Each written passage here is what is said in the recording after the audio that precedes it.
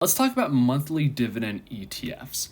So, of course, these are dividend ETFs that pay you dividends on a monthly basis instead of the usual quarterly basis. And the thought behind this is that it's going to help you speed up the compounding process because every month you can reinvest and have interest on your interest. Now, to prove this is a compound interest calculator. When it comes to the inputs, I left it at the default. It doesn't really matter too much.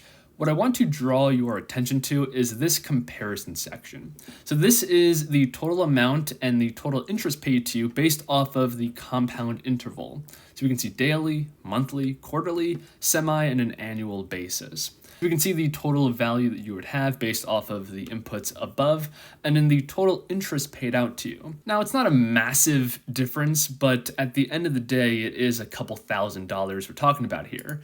And another way you can use monthly dividends is to accumulate them in your cash balance in your brokerage, and then redeploy the capital according to what you see fit. So for example, if every month I'm getting a few $100s in my cash balance because of monthly dividend ETFs, I can then go into my portfolio and decide, hey, Nvidia looks cheap right now, let me deploy this capital at the specific time to buy the dip. So there's that benefit along with just the compounding effect. But I'll talk more about my portfolio later on in the video. So when it comes to the actual monthly dividend ETFs, here are three really popular ones. So we have DHS, which is Wisdom Tree US High Dividend Fund. We have SDIV, Global X Super Dividend ETF.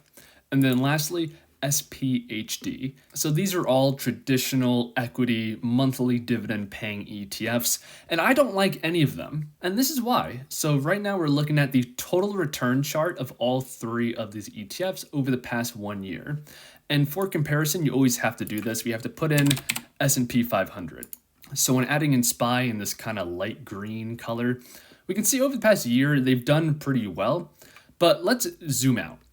The 5-year view, we can see a huge gap. Over the past 5 years, the S&P 500 has returned about 123%, and the worst performing ETF here, SDIV, has over the past 5 years returned negative 0.22%. So this is trash, if I'm being honest. I do not like any of these monthly dividend ETFs. However, the concept of monthly dividend ETFs isn't the fault here. If I get rid of those other ETFs and add in some of my favorites like JEPI and Divo, we can see a bit of a different story. If we zoom out to 5 years, JEPI isn't that old and Divo doesn't quite go back 5 years, but we can see these ETFs are doing much better when it comes to keeping up with the S&P 500 and paying you those monthly dividend yields. Not to mention, Divo has a dividend yield around 4.5–5%, and JEPI is around 7.5%. So if we come and look at my portfolio and go to the dividend assets, we can see that I put my money in JEPI and Divo. I like these ETFs a lot. They both pay on a monthly basis. Looking at the year view, we can see that there's a dividend payment every single month. The yield is almost 5%, and the total return over the past year is 34%, which is very competitive.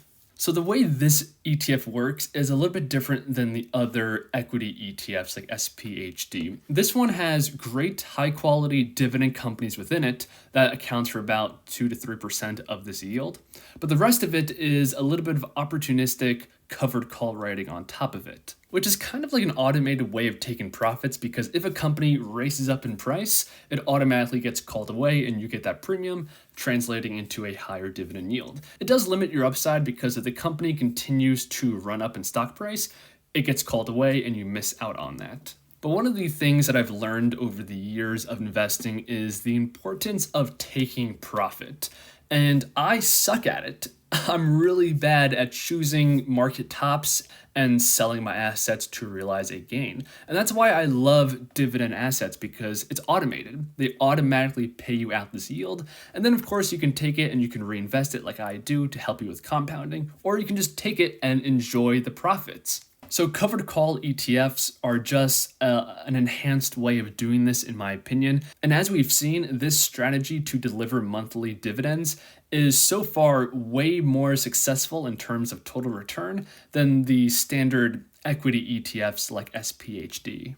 We can see SPHD really doesn't have amazing returns. Yeah, it did rebound pretty nicely over the past few months, but the dividend yield isn't that high and the total return just isn't great over the long run. A few more ETFs you can consider that pay monthly using a covered call strategy are QYLD, of course, and NUSI.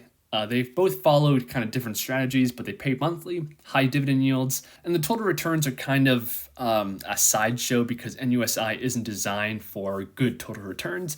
It's designed to give you cash flow and move sideways. And that's why these two are my favorite monthly covered call dividend ETFs. So that's the end of the video. I hope you guys enjoyed. If you did, please leave a like before you go, and I'll see you next time.